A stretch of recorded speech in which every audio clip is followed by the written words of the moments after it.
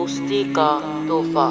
ایک دفعہ کا ذکر ہے، ایک مدینے کے قریب ایک چھوٹے گاؤں میں حمزہ نام کا ایک نیک لڑکا رہتا تھا۔ وہ بہت فرما بردار اور دیندار تھا، ہمیشہ وقت پر نماز پڑھتا اور والدین کی خدمت کرتا۔ ایک دن وہ گاؤں کے بازار میں گیا۔ بازار سے گزرتے ہوئے اسے ایک تھیلا زمین پر گرا ہوا ملا۔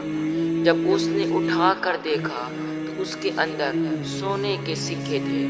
حمزہ کے دل میں شیطان نے وسوسہ ڈالا، اتنے سارے سکے ہیں، کیوں نہ اپنے لیے رکھ لیں، کتنے کپڑے، کھلونے اور مزے کی چیزیں خرید سکتا ہے۔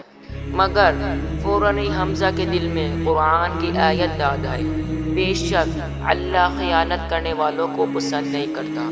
حمزہ نے سوچا، یہ امانت ہے، مجھے اپنے نبی صلی اللہ علیہ وآلہ وسلم کی تعلیمات یاد ہے، امانت ہمیشہ مالک کو واپس کرنی چاہیے۔ وہ تھیلا لے کر مسجد گیا۔ اذان ہونے والی تھی۔ اس نے پہلی نماز پڑھی، پھر امام صاحب سے کہا، مولانا صاحب، یہ تھیلا مجھے بازار میں ملا ہے، برائے کرم اعلان کر دیں تاکہ جس کا یہ گم ہوا وہ آ جائے۔ نماز کے بعد امام صاحب نے اعلان کیا۔ جلد ہی ایک بوڑھا آدمی روتا ہوا آیا اور بولا، یہ تھیلا میرا ہے، میری ساری زندگی کی کمائی ہے، اگر یہ گم ہو جاتا تو میں بالکل تباہ ہو جاتا۔ بوڑھے کی آنکھوں میں خوشی کے آنسو تھے۔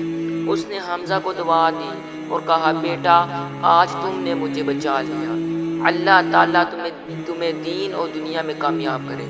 حمزہ نے مسکرا کر کہا، یہ تو میرے نبی صلی اللہ علیہ وآلہ وسلم کی تعلیم ہے کہ امانت ہمیشہ واپس کرنی چاہیے۔